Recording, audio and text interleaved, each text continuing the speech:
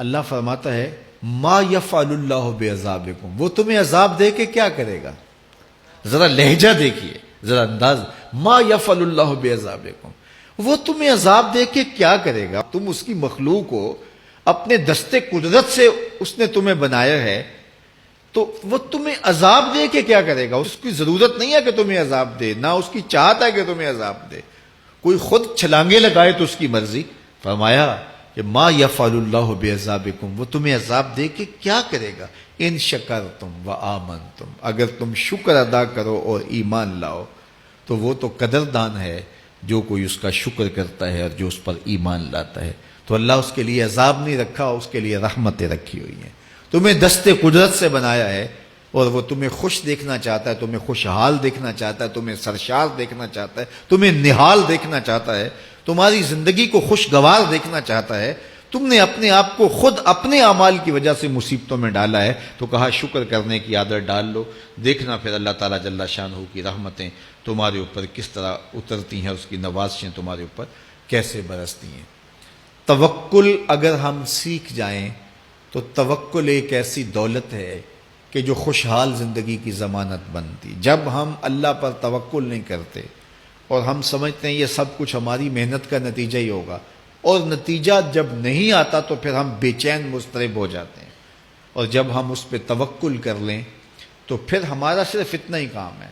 کہ میاں ہم یہ کام کر رہے ہیں، بس یہ حکم، ہم بیج بو رہے ہیں، بس یہ حکم ہے اور بو رہے ہیں، باقی اس پہ بھروسہ ہے، یہ کام اس کا ہے کہ اس نے اس کو اگانا ہے، اس کے اوپر پھل لگانے ہیں۔ تو جب اس پہ توکل ہو جائے تو بندہ سوکھا رہتا ہے، ورنہ بندہ مشکل میں مبتلا ہو جاتا ہے۔ بسا اوقات ایسا ہوتا ہے کہ بندہ ایک منصوبہ تیار کرتا ہے، اس کا عملی نتیجہ اس کو سامنے نظر آ رہا ہوتا ہے، لیکن نتیجہ بالکل الٹ جاتا ہے۔ سید علی المرتضیٰ فرماتے ہیں میں نے اپنے ارادوں کی شکست سے ہی اپنے رب کو پہچانا ہے، کہ میں ایک منصوبہ تراشتا ہوں کہ یہ اور یوں ہوگا اور وہ ہونا چاہیے، لیکن نتیجہ وہ نہیں آتا، تو کوئی طاقت ہے اس کا جو نتیجہ بدل دیتی ہے۔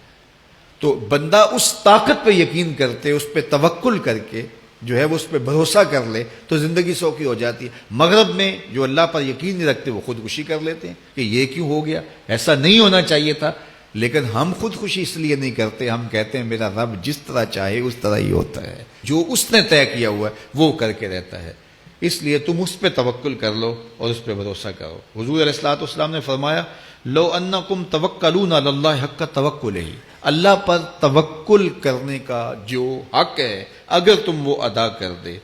تو فرمایا اللہ تمہیں ایسے رزق عطا کرے جیسے پرندوں کو عطا کرتا ہے۔ ہمارا تو کاروبار ہے، یہ فیکٹری ہے، یہ دکان ہے، یہ ہماری نوکری ہے، ہم نے یہاں سے کمائی کرنی ہے۔ پرندوں کا کوئی کاروبار نہیں ہوتا، کوئی نوکری نہیں ہوتی، کوئی ٹھیا، کوئی اڈا نہیں ہوتا جہاں جا کے انہوں نے رزق کے لیے کوئی آغاز کرنا ہوتا ہے، بلکہ حضور نے فرمایا تغدو خماسا وتروح بطانا، جب وہ صبح گھر سے نکلتے ہیں تو خالی پیٹ نکلتے ہیں اور انہیں کوئی اپنی منزل کا تعین نہیں ہوتا، جدھر خیال آیا اڑ گئے ادھر، لیکن کبھی ایسا نہیں ہوا کہ شام کو خالی پیٹ واپس آئے ہوں، کہا وہ پیٹ بھر کے آتے ہیں۔ باہو بولے بن توکل پنچھی اڑ دے، خرچ نہ پلے زیرا ہو، جب گھر سے اڑتے ہیں تو ان کے پلے نہ کوئی خرچ ہوتا ہے، نہ راس المال ہوتا ہے، نہ کوئی اوزار ہوتے ہیں، نہ کوئی ہتھیار ہوتے ہیں، کچھ بھی نہیں ہوتا، یوں ہی گھر سے نکلتے ہیں، کبھی بھی خالی پیٹ نہیں آئے۔ فرمایا اگر اللہ پہ